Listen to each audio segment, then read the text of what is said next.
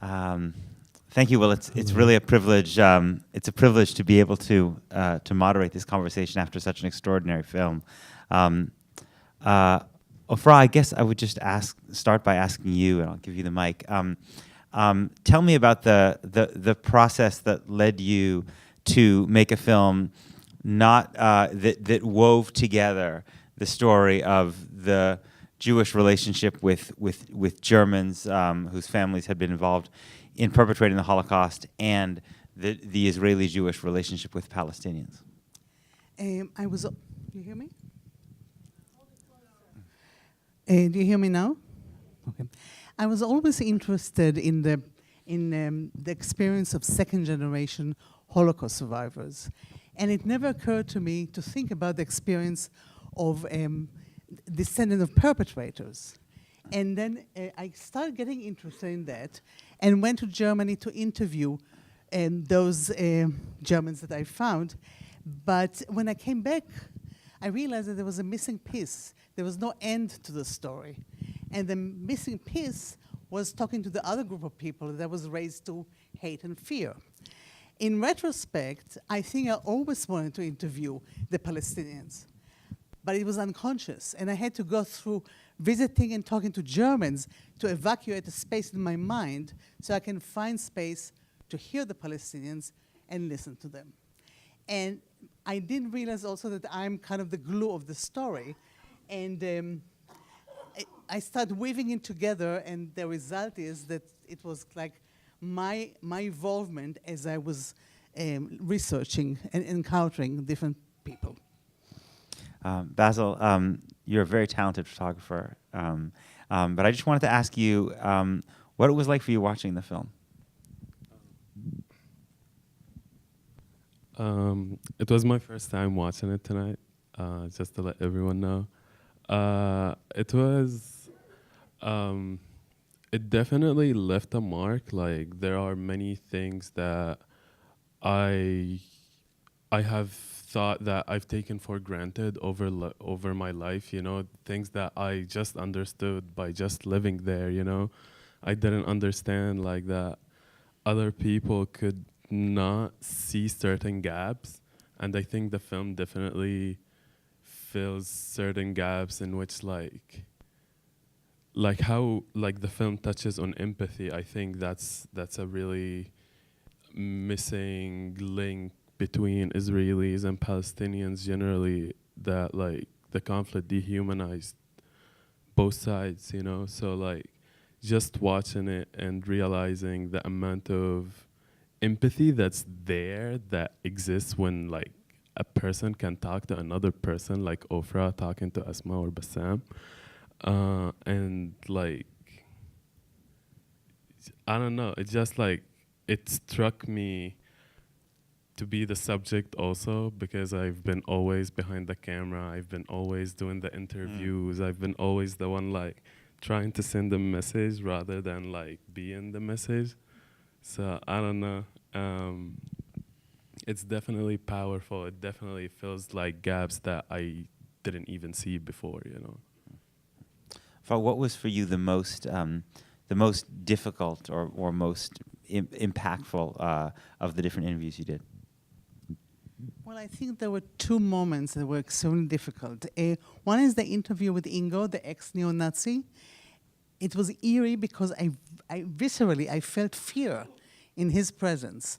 And the moment that he said that he doesn't recognize categories of, it doesn't look at people in light of categories of Jewish or not Jewish, I felt he was destroying me again. Before he destroyed me because I was a Jew, now he's destroying me because he doesn't recognize my Jewishness. So I had to confront him, and I didn't know how it's going to turn out. And that was a very meaningful moment. The other moment was with Samach, the psychiatrist, where I was listening to her reality and her experience, and it was uncomfortable with certain things. And the idea of listening and recognizing other people, which was really inspired by the work of Jessica Benjamin, who talks about mutual recognition, it starts by the really act of active listening.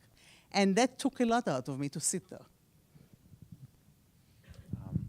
Basel, one of the things I wanted to ask you is, I have to say, when I was watching I tried to imagine myself not as a Jew but as a Palestinian, listening about the Holocaust, because of course for Jews it's with us our whole lives, and but I tried to imagine what it must be like for a Palestinian to hear this, but also know, as some of the figures said, that these stories are sometimes used to justify the oppression of Palestinians. And I wondered about the Palestinian man who took his students to Auschwitz. On the one hand, I thought, what's an incredible, brave, beautiful gesture. And then part of me thought, if I were Palestinian, I'm not sure that I would do that. Because I think the stories of the Holocaust, the message of the Holocaust has been so often abused by Israeli leaders, and also, I would say, by American Jewish organizational leaders. Anyway, I just wanted to ask you a little bit how you reflected on that whole part of the film. Yeah, that's really interesting. That reminds me of, these like camps that happen in America and in Europe between that they bring Palestinian kids and they bring Israeli kids to like reconcile and talk. Yeah, Seeds of Peace, which we talked about before, that I was selected for one of them, and it just didn't happen that I could go because of like borders and stuff like that. But it's really interesting just to think about, like, even when I watched the film, I could see myself, I could see my father, like stories of my father talking about prison. I don't know if any of you is familiar with a movie called Hunger. It's about Bobby Sands, the IRA. So yeah, I watched that film with my dad actually. And my dad spent 12 years in the Israeli prisons, going in and out. And like, once you just asked me this, I actually immediately remembered like his feelings, his impressions, and like him seeing the prisoners being treated the same way he was treated. And like having the identity of being the fighter, but being the one being the fighter, but being the one who always seeking freedom that's not there, that it's not tangible, So like definitely seeing the structure of the Auschwitz and everything like brought many memories back, and like just seeing even the Israeli kids playing. One of the images that actually also brought my attention was, I don't know if they were just German kids or if it was Jewish kids, but the kids playing on the artillery, on the tank and the bombardments. Yeah, that's a very famous photo and footage from the Middle East too, So like, I could see myself like in that too when in the early 2000s in the first Intifada. What struck me is not realizing how like that there's been always a missing education for Palestinians about the Holocaust, because we always viewed it as the silencing process, the silencing tool that for us, which contributes more to our oppression. But just realizing that like growing up, you don't know about the Holocaust that much. You learn about it in school, you see it in movies, you see it in things like that, which creates of this feeling of empathy I was trying to describe earlier. And I think that's what the professor was aiming at, regardless of how educated these kids are about the conflict or the Holocaust, seeing the camps and making them see something tangible that makes them relate to something that they actually see back in Palestine, or they see in Israeli prisons, or they see in like the way Palestinians are treated, is a very interesting way of bringing people together rather than, I don't know, watching the news. Yeah. Sadly, we talk about the news on a day when there's bombings in Gaza. Yeah, there's a lot of bombings just escalated today. So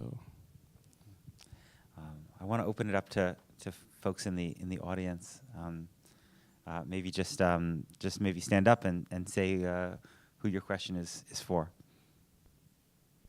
And if not, I've got plenty more.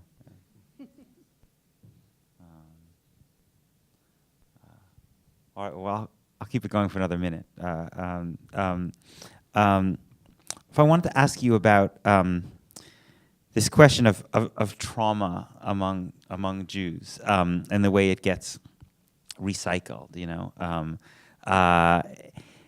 One of the things that I've sometimes struggled with myself is how much of this is an organic, natural process that just happens, and how much of it is the product of political exploitation. You know, that it's part of a political project, I just wondered about, you know, since your background is in psychoanalysis, psychotherapy, like how do these processes take place, and do they take place, and what is the role of is it inevitable, or are there ways in which the message doesn't have to be the message that people tend to take from it? I don't think it's the issue of the message, is what will we do with that. So if a trauma happens, maybe we don't want to forget it, which is fine. Maybe we don't want to forgive it. It's also okay, because forgiveness is not that necessary, I think, for reconciliation. But there has to be some movement forward. And if there is no dialogue and listening to each other, in a case of perpetrators, victims, it won't never move. It's frozen in time. And it's very hard to decipher what percentage is political and what percentage is personal, because I think it's all part of a big story. But definitely I feel that in Israel, it is used cynically by politicians to create a constant state of hypervigilance and paranoia. But that doesn't mean that we should ignore the lessons of the past. It is, what are those lessons and what are we going to do about it? I don't know if that answers. Yes, yeah. Yes. And Basel, I just wanted to ask you, you know, what do you see that gives you hope that that the situation of Palestinians, you know, that's a tough question for someone who grew up there, by the way. Yeah. I mean, and now having been in the United States, I mean, has your experience in the United States left you hopeful that this country, which is so involved and implicated in what happens there, may rethink the way it responds, or I'm just interested in your experience. I think politics mainly come from people like us, you know, from political participants in any society, you know. And I'm touching on that because that's like the base, that's the core seed of reform and change generally. I'm not a person who wants to change the world or anything. No, I'm just saying like the fact that there should be more education on this level of, there should be more awareness of people not only seeing certain sources or like hearing from the government or from the media or from any other source, you know, like you need to open yourself to understanding different perspective, why you call someone a terrorist, why the terrorist doesn't want to be identified as a terrorist, and why someone is like still a neo-Nazi until today, why someone is so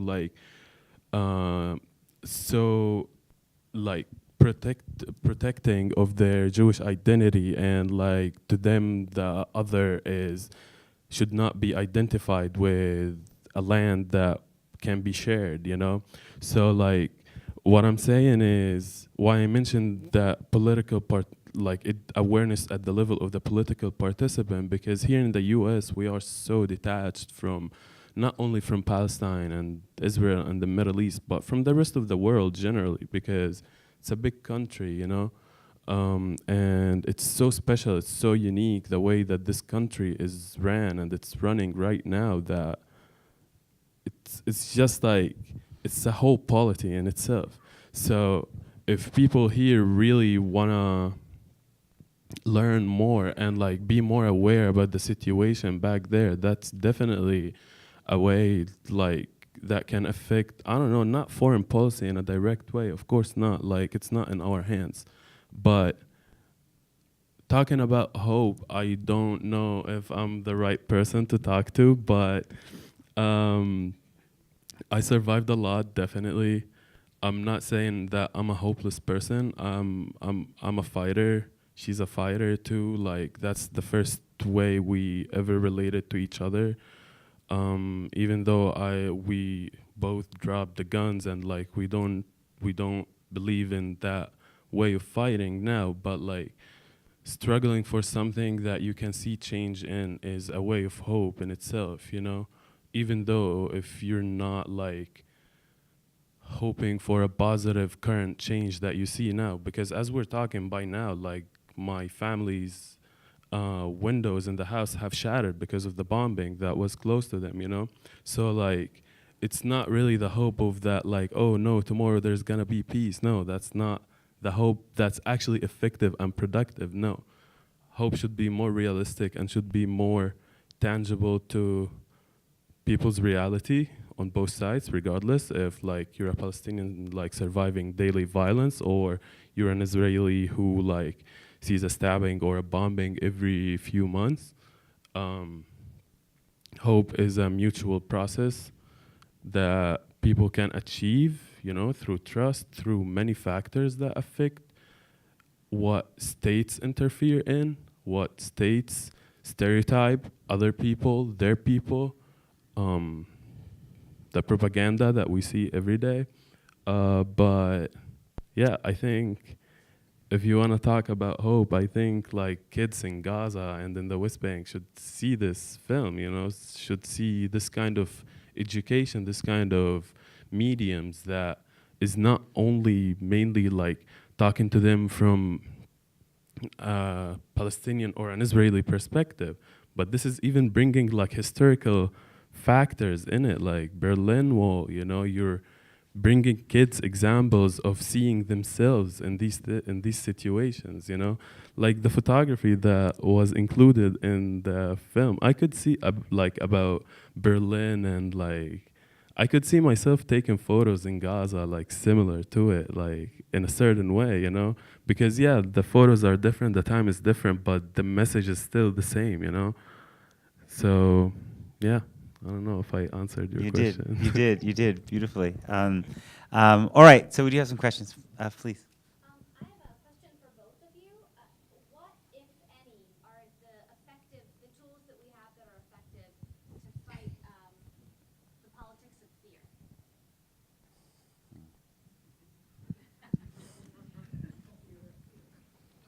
I wish I knew. I don't know. I really don't know. I do think that we have to fight. I think we have to fight by influencing politicians in this country and in Israel, and there is a possibility to do that. It's not being done, but targeting fear per se, I don't know the magic trick for that. Maybe changing the leadership would do some in both countries. We're going to give you the last word. Politics of fear is a very big word, you know. It includes many things, but like just to end this here, I think that like tolerance and cohesion and like social inclusion is mainly, especially I'm talking about the US right now, I'm not talking about Palestine and Israel. I think like starting from like liberal communities and like from New York and other places, mainly like you can't fight systems, you can't fight regimes alone, you know, you fight regimes with the society, with the people around you. And I think for that we just need to be humans, you know, we don't really need to look at red and blue, and no, we need to focus on a bigger society. I just want to add that if we don't know each other, of course we'll continue to be afraid of each other. So. Thank you. Thank you very, very much. What an extraordinary film. Thank you for coming. Thank you.